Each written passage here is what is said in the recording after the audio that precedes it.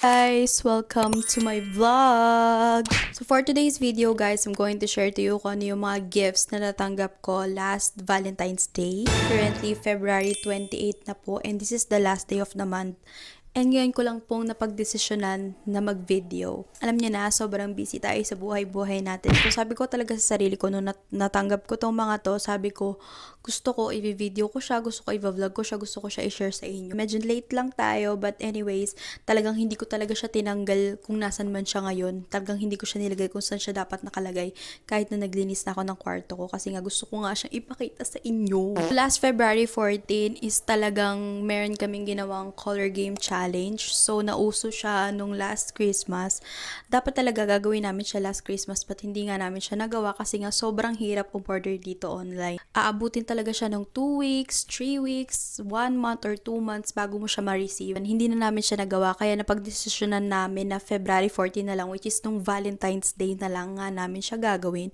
And yes, nagawa namin siya, ate ko. So, ang price range lang naman doon is $2 to $5.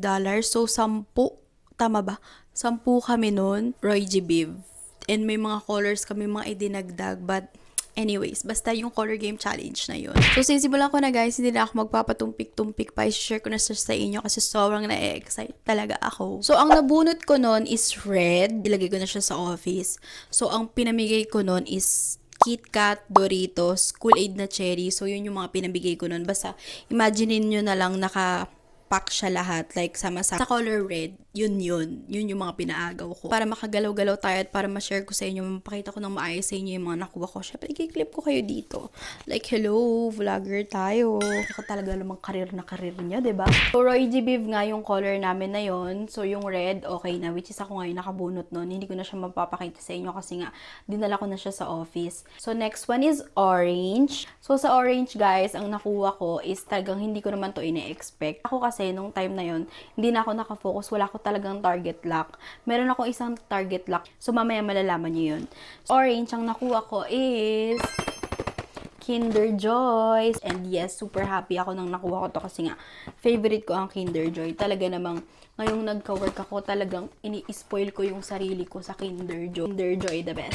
So, next one is color yellow. Color yellow, talaga namang, hindi ko alam, talagang feeling ko, tinakda siya sa akin at para bang tinadhana siya para sa akin. Nakuha ko sa color yellow ay mantika. Nakuha ko sa color yellow is mantika. And yes, super happy ako dito kasi naisip ko, magbabakasyon kasi si Mama May and si Ate Maui, so walang magluluto. Ako lang yung magluluto para sa sarili ko. Kaya naman, sabi ni Lord, nakako talagang hinayaan ko na ikaw ang makakuha ng mantika dahil alam kong kakailanganin mo yan for future purposes. So next one, let's proceed sa letter G, which is color green. Nung araw na to is, nagbawas ako sa stocks ko. And yes, nadagdagan ako ng stocks. Ang nakuha ko sa color green ay sabon, which is yung Irish Spring and scrubber na color green. So, magagamit ko siya. Talaga namang essential at talaga namang dagdag to sa stocks ko. Kasi nung araw din na yun is nag-open ako ng panibagong Irish Spring kasi nga naligo ako nun. Namang ito yung nakuha ko. Talaga namang sobrang saya na para bang itinadhana. This one is color blue. Ang nakuha ko naman sa color blue is this one. This is the Phase 10 card. Sa pagkakatanda ko is parang uno to. And yes, ito yung nakuha ko sa color blue. Meron kaming dinagdag sa letter B, which is color black. So yes, hindi siya kasama sa Roy G. Biv. But anyways, kami to. Sarili namin laro to eh. Talaga namang, diba? So next nakuha ko sa color black is this seedless blackberry. So ito yung nakuha ko. Unang kita ko sa blackberry, like, sabi ko parang hindi ko siya magugustuhan. I don't know, hindi talaga ako fan ng mga berries. Tapos nung natikman ko yung blackberry, okay, masarap naman pala siya. Masarap naman pala ang blackberry. And black na scrunchies. Nung time na yon, nauubusan na ako at nawawala lahat ng mga ipit ko sa buhok. At yes, talaga namang lahat ng nakuha ko ay talagang magagamit ko. So, meron pa kaming dinagdag sa letter B, which is yung color brown. Ang nakuha ko sa color brown is yung Dove na chocolate. Tapos, meron lang siyang nakadikit na Ferrero na chocolate. Hindi ko na siya mapapakita sa inyo kasi nga dinala ko na siya sa office kasi nagbabawas ako ng mga matatamis dito sa kwarto ko kasi nga talaga namang naaakit tayo sa matatamis, ate ko. So, let's proceed to letter V, which is violet. So, ito po ang aking natanggap sa violet. Ito yung Glade na odor fighting soft mist, lavender, and vanilla. As a person na talagang laging nagwi-withdraw, talagang kailangan ko ng ganito. Ganamang nananapak ang aking pagwi-withdraw. Super happy ko sa nakuha ko na violet. So, meron pa kami dinagdag, which is yung color pink. And natanggap ko sa color pink. Bakit naman kasi mawawala ang color pink sa colors, diba? So, ito yung natanggap ko sa color pink. Meron ako natanggap na panghilod. Gumagamit kasi ako ng ganito. So, yung nandito ko is dark pink siya. Ngayon, meron na tayong light pink. And last but not definitely the least, ang pinaka-target lock. Bago pa lang mag-start yung color game challenge namin, si Ate Maui kasi is color pink siya. Tapos nakita ko yung mga pinagbibili niya. So, nung nakita ko na binili niya to, sabi ko, okay, ito yung target lock ko sa color pink. And yes, ate ko nagwagi tayo. At sobrang saya ko na ito ang aking nakuha. Talaga namang, ito kasi yung target lock ko talaga. Kaya, yes, nagwagi tayo, ate ko. So, ayun lang naman yung mga natanggap ko sa color game challenge na ginawa namin last Valentine's Day. So, kung sa mga nakita nyo naman, talagang lahat yun is talagang may purpose siya sa buhay ko kung bakit ko siya nakuha. And sobrang saya ko, nakuha ko yung mga bagay na yan. Now, let's proceed dun sa binigay sa akin ni Macy ng Valentine's Day.